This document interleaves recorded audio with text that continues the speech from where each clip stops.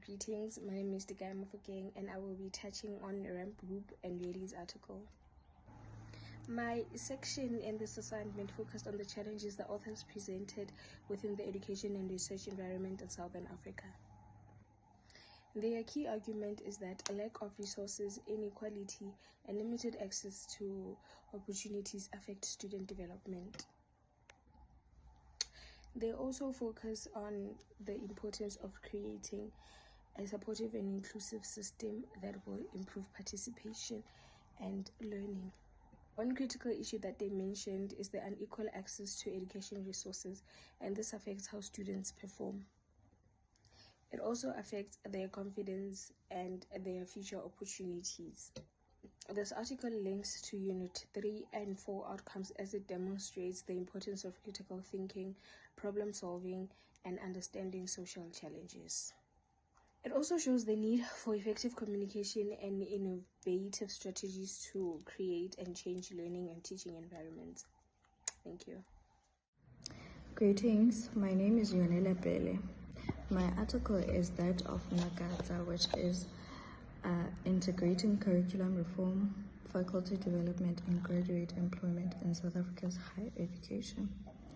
This article highlights the need to fuse education with industry needs and an evolving world.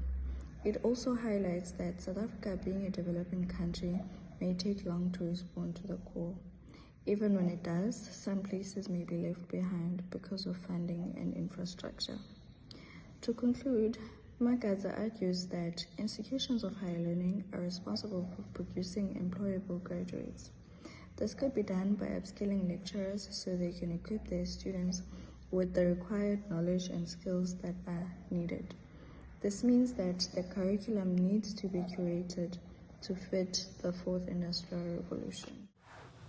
Good day, everyone. My article by Ravo Hale and Boweni 2025 talks about academic exclusion in South African universities. The author says that the exclusion is not a mistake but part of the system, and it has become normal. This means many students are still struggling, especially from those from poor backgrounds. One important issue in this article is that getting into a university doesn't mean you'll succeed. Many students face the problem of lack of funding, lack of money, not enough academic support, and difficult university system. Because of this, some students are unable to finish their studies. This article links to Unit 4, which look at access in South Africa.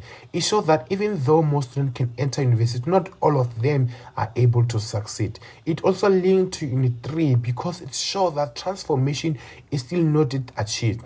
In my conclusion, the article says that university must do more to support students and create a fair system for everyone. In this presentation, I will briefly discuss Plattsburgh's 2024 articles on transformation in South Africa's higher education. The article is set to historical content of apartheid, where universities were racially structured and excluded black academics.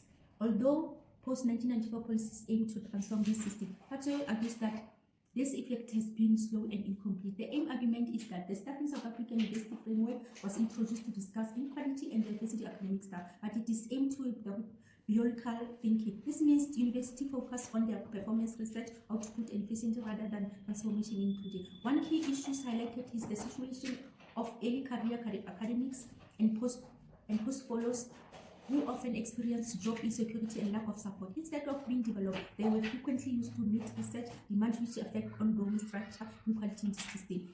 This leads to Unit 4, as shows how education bureaucracy can both support and limit transformation. Overall, this article shows that the true transformation requires deep structure change, not just a policy in form, I think. Okay, I am Rahwale BP and I chose the article by Mtombeni 2026, which presented a framework grounded in Scholzberg transition theory, which contributes to repositioning of graduate attributes by rather viewing critical thinking and problem solving as outputs of degree.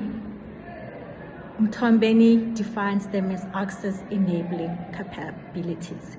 So he critically argued the 30-40% pass threshold in the National Senior Certificate, which address a foundational gap in basic education, causing a hopeless access to higher education for majority of South African youth.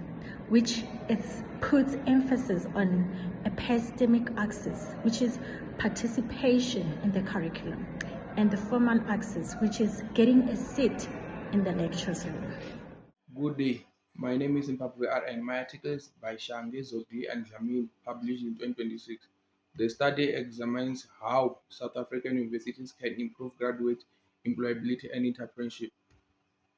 They found that many universities use fragmented support systems where career services, entrepreneurships, and internships programs operate separately. To address this, they propose a holistic framework that integrates curriculum development, work integrated learning with mentorship and industrial partnerships. One major issue raised is that focusing only on employability may overlook deeper structural inequalities in South Africa higher education.